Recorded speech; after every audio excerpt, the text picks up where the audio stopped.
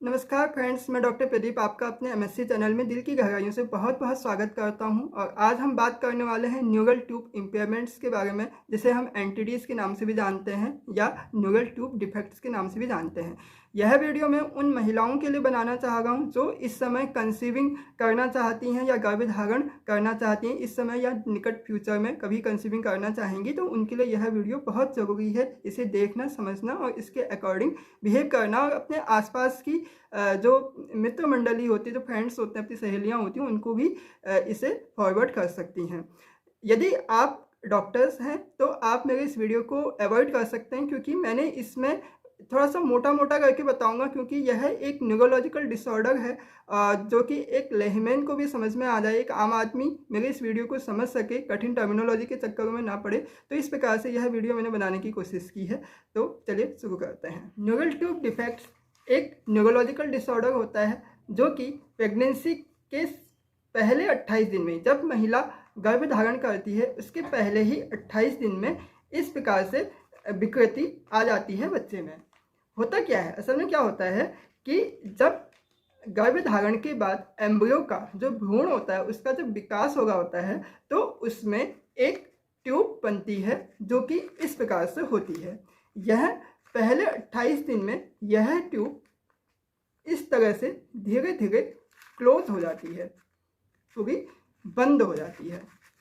और इस ट्यूब का जो ऊपर का हिस्सा होता है यह बनाता है बच्चे के ब्रेन को, खोपड़ी को, और जो नीचे का हिस्सा होता है यह बनाता है बच्चे की स्पाइनल कॉर्ड को, जिसे हम रीढ़ की हड्डी कहते हैं। अब जैसा कि मैंने कहा कि यह ट्यूब गर्भधारण के पहले 28 दिन के अंदर ही पूर्ण रूप से विकसित हो जाती है, जो कि बाद में एक हिस्सा ब्रेन को बनाता है और दूसरा हिस्सा स्पाइनल कॉर्ड को बनाता है। यहाँ तक समझ में आ गया होगा। अब देखें आगे कि बाद में इस ट्यूब के अंदर बहुत सारी नर्व्स बनती हैं जिनको हम न्यूरॉन्स के नाम से जानते हैं। ये जो न्यूरॉन्स होती हैं या जो नर्व्स होती हैं, नर्व सेल्स जो होती हैं, ये 3 प्रकार की होती हैं। एक का नाम होता है सेंसरी न्यूरॉन्स, दूसरे का नाम होता है इंटर न्यूरॉन्स और तीसरी होती है मोटर न्यूरॉन्स। पहली जो सेंसरी न्यूरॉन्स होती है वह, उसका काम क्या होता है कि जो हम बाहर के वातावरण के स्पर्श को, स्टिमुलेशंस को हम महसूस कर पाते हैं। जैसे जो किसी ने हमें कांटा चुभो दिया तो उसके दर्द के एहसास को हम महसूस कर पाते हैं, या ठंड हो गई है उससे हम महसूस कर पाते हैं, गर्मी महसूस कर पाते हैं, कहीं गर्म जगह पे हाथ लग गया तो उस जलन को हम महसूस कर पाते हैं। तो यह जो महसूस करने की जो प्रोसेस होती है यह सेंसरी न्यूरॉन्स के द्वारा होती है, जो कि न्यूरल ट्यूब के अंदर ही विकसित होती है। और इसी के साथ जो दूसरे प्रकार की न्यूरॉन्स है वह, उसे हम कहते हैं मोटर न्यूरॉन्स। मोटर न्यूरॉन्स का काम क्या होता है, वह हमारी बॉडी की संपूर्ण मसल्स को मूव करने का काम करती है, जिसकी सहायता से हम आसानी से अपने भोजन को चबा सकते हैं, चल फिर सकते हैं, या किसी भी प्रकार की जो मूवमेंट्स एक्टिविटी होती है, जो गतिशील एक्टिविटीज़ होती हैं, उसे हम कर पाते हैं। और तीसरे प्रकार की जो न्यूरॉन्स होती है उसे हम कहते हैं इंटर न्यूरॉन्स। इंटर न्यूरॉन्स एक न्यूरॉन्स से दूसरे न्यूरॉन्स को कनेक्ट करने का काम करती हैं। ना तो हमें समझ में आ गया होगा कि यदि इन नर्व्स में, इन नर्व सेल्स में, ये जिन्हें मैं न्यूरॉन्स कह रहा हूँ, ये अगर किसी वजह से टूट फूट जाए, ब्रेकेज हो जाए, तो इससे क्या होगा कि हमें बहुत सारी डिसेबिलिटीज़ हो सकती हैं। लकवा पड़ सकता है, हमारा हाथ काम नहीं कर सकता है, पैर की न्यूरॉन्स में दिक्कत आ जाए तो हमारा पाँव काम नहीं कर सकता है, या हमारे अंगों में सुन्नपन आ सकता है, कोई हमें कांटा भी चुभोए तो उसका एहसास नहीं होगा। यदि हमारे हाथ में सुन्नपन आ जाए, यहाँ की जो सेंसरी न्यूरॉन्स हैं वह डैमेज हो जाए, तो हमें इस जगह पे हाथ लगाने का, टच करने का, या जलन का, गर्मी का, ठंड का एहसास नहीं होगा। ठीक है, ये दूसरी चीज़ आपको समझ में आ गई होगी। अब हम आगे बात करते हैं। जैसा कि मैंने कहा कि जो ये न्यूरल ट्यूब होती है यह गर्भधारण के पहले ही 28 दिन में पूर्ण रूप से बंद हो जाती है, क्लोज हो जाती है। इसका ऊपर का हिस्सा ब्रेन बनाता है और नीचे का हिस्सा स्पाइनल कॉर्ड, रीढ़ की हड्डी को बनाता है। लेकिन यदि किन्हीं कारणों से यदि यह न्यूरल ट्यूब कहीं पे ओपनिंग रह जाए या कहीं पे छेद बंद नहीं हो पाता है तो उसकी वजह से तमाम तरह की विकृतियां आने लगती हैं। दो तरह की विकृतियाँ आ सकती हैं जो बहुत कॉमनली होती हैं। उनमें एक है एनेनसेफेली और दूसरी विकृति को हम बोलते हैं स्पाइना बाइफिडा। एनेनसेफेली में क्या होता है कि यदि न्यूरल ट्यूब के ऊपर का जो हिस्सा हमारे खोपड़ी को बनाता है, बच्चे की खोपड़ी को बनाता है और दिमाग को बनाता है, यदि वह हिस्सा बंद नहीं हो पाया है, वहाँ पे क्लोजिंग नहीं हो पाई है, तो एनेनसेफेली नाम की विकृति आ सकती है। इसमें क्या होता है कि बच्चे का दिमाग अच्छी तरह से विकसित नहीं हो पाता है, खोपड़ी पूरी तरीके से डेवलप नहीं हो पाती है और इसकी वजह से बच्चा या तो मृत पैदा होता है, मतलब पेट के अंदर ही मर जाता है, या फिर पैदा होने की तुरंत बाद उसकी डेथ हो जाती है। और दूसरे प्रकार की जो विकृति होती है उसको हम बोलते हैं स्पाइना बाइफिडा। यह स्पाइनल कॉर्ड की दिक्कत होती है, यानी कि न्यूरल ट्यूब का वह हिस्सा जो स्पाइनल कॉर्ड को बनाता है, रीढ़ की हड्डी को बनाता है, यदि वहाँ पे यह क्लोजिंग अच्छी तरह से नहीं हो पाई है तो क्या होता है, स्पाइना बाइफिडा नाम की विकृति पैदा होती है, जिसे अभी हम आगे समझेंगे। स्पाइना बाइफिडा दो प्रकार का हो सकता है। पहला है माइलोमेनिंजोसील। माइलोमेनिंजोसील में क्या होता है कि यदि स्पाइनल कॉर्ड मतलब न्यूरल ट्यूब का निचला हिस्सा ठीक जहाँ पे ओपन रह गया हो, जहाँ पे बंद नहीं हो पाया हो, तो वहाँ से क्या होता है, एक गुंबद जैसा बच्चे की रीढ़ की हड्डी में निकल आता है, जिसके अंदर स्पाइनल फ्लूइड होता है। जो स्पाइनल कॉर्ड के अंदर जो फ्लूइड होता है वो लीक होकर उस गुंबद में आ जाता है और उसके साथ ही स्पाइनल कॉर्ड का कुछ हिस्सा भी उसमें इन्वॉल्व होता है, वहाँ पे आ जाता है, और उसकी वजह से इसके अंदर से गुजरने वाली नर्व्स डैमेज हो जाती हैं, नष्ट हो जाती हैं। इसकी वजह से कुछ सीवियर गंभीर टाइप की बच्चे को विकृतियाँ आ जाती हैं, जैसे बच्चा चलने में असमर्थ हो सकता है, बच्चे के एक पाँव में पैरालिसिस, लकवा जैसा हो सकता है, काम नहीं कर, एक पाँव या एक साइड की मांसपेशी काम नहीं कर रही होती है, या कमर से निचला हिस्सा जो है वह सुन्न हो जाता है। तो इस प्रकार की विकृति को हम कहते हैं माइलोमेनिंजोसील। आप डायग्राम में देख रहे होंगे और यहाँ से आपको थोड़ा सा समझ में आ गया होगा। दूसरे प्रकार के स्पाइना बाइफिडा को हम बोलते हैं मेनिंजोसील।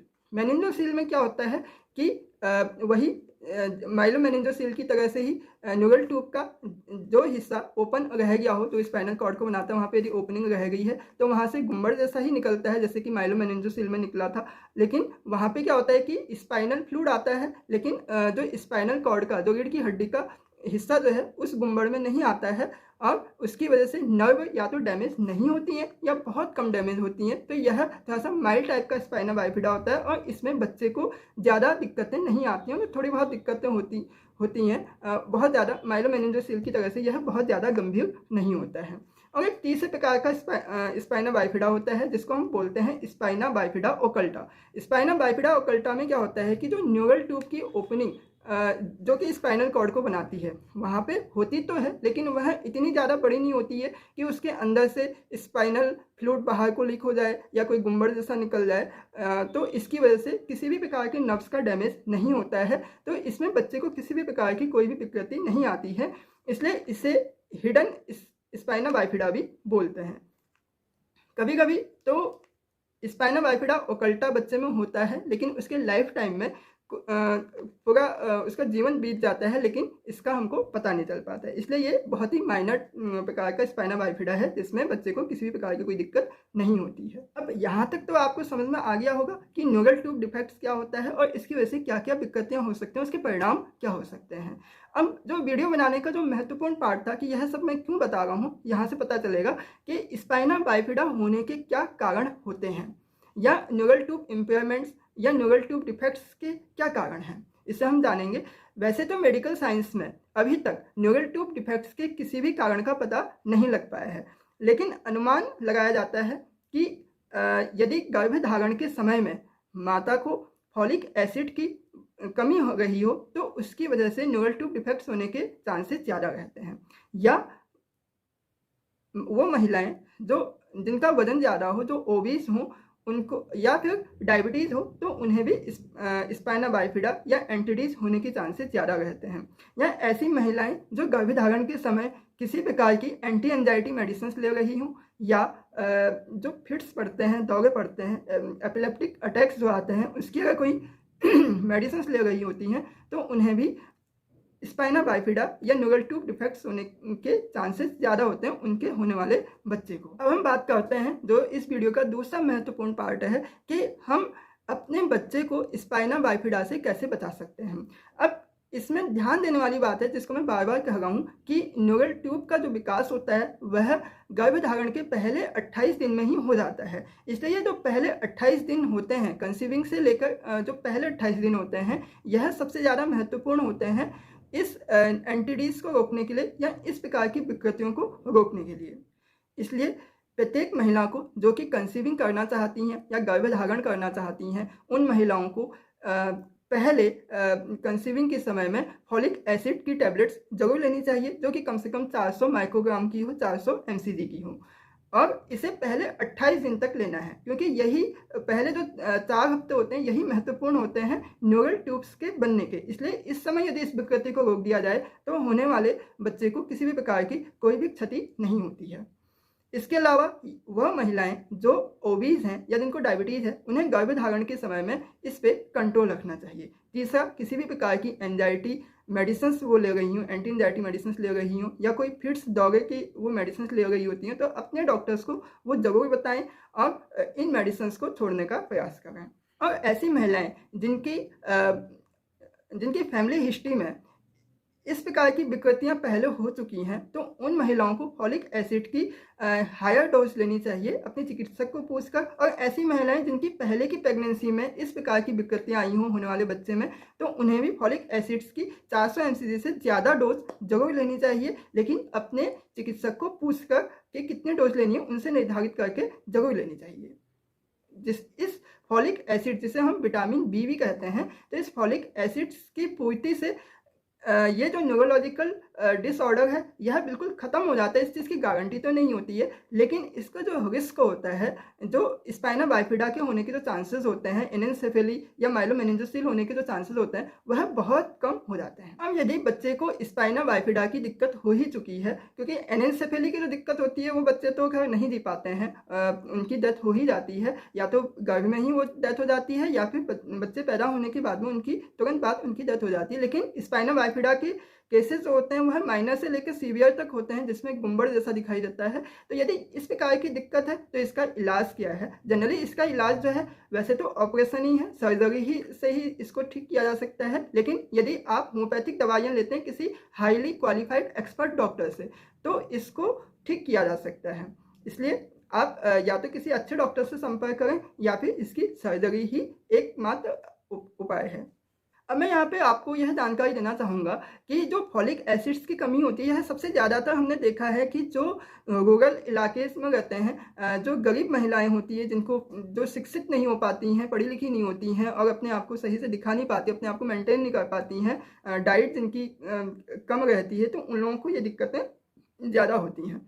तो यदि इस प्रकार की दिक्कतें उनके बच्चों को हैं और वो इसका इलाज कराना चाहती हैं तो भारत गवर्नमेंट के द्वारा इसका इलाज फ्री में भी किया जा सकता है। इसके लिए आपने क्या करना है कि अपने आसपास के किसी भी सरकारी हॉस्पिटल में चले जाएं, वहाँ पे राष्ट्रीय बाल स्वास्थ्य कार्यक्रम के RBS के डॉक्टर्स होते हैं, उनसे आप लोग संपर्क करें, या आपके घर में कोई मेड आती है या कोई आपके अड़ोस पड़ोस में किसी के बच्चे को दिक्कत है और निःशुल्क इलाज कराना चाहते हैं तो आप RBS के डॉक्टर्स को, राष्ट्रीय बाल स्वास्थ्य कार्यक्रम की जो टीम होती है उसके जो डॉक्टर्स होते हैं उनसे आप संपर्क कर सकते हैं। तो वो आपको प्रोसेस बता देंगे कि इसका फ्री में इलाज भी हो जाता है और लाखों रुपए बच जाते हैं। और बच्चे को यदि माइनर दिक्कत है, माइनर स्पाइना बाइफिडा की दिक्कत है, तो इस गुंबद को कम किया जा सकता है, ऑपरेशन के द्वारा ठीक किया जा सकता है। तो फ्रेंड्स, थोड़ा सा यह टॉपिक टिपिकल था और आसान भाषा में मैंने आपको समझाने की कोशिश की है। यह महिलाओं के लिए बहुत ज़रूरी है कि उनको अपनी प्रेगनेंसी के समय जब वो कंसीविंग करते हैं पहले 28 दिन में फॉलिक एसिड्स की टैबलेट्स को लेना बिल्कुल नहीं भूलना है, उसे जरूर लेना है। यह मैंने बताने की कोशिश की है। तो यह वीडियो यदि आपको अच्छा लगा हो और यहाँ तक आप इस वीडियो को देख पाए हैं, इस वीडियो को समझ पाए हैं, तो इस चैनल को जरूर सब्सक्राइब कीजिए और मेरे इस प्रयास को लाइक कीजिए ताकि मैं आपके लिए आगे भी इस प्रकार के वीडियो बनाता रहूं। Thank you. जय हिंद। Bye bye.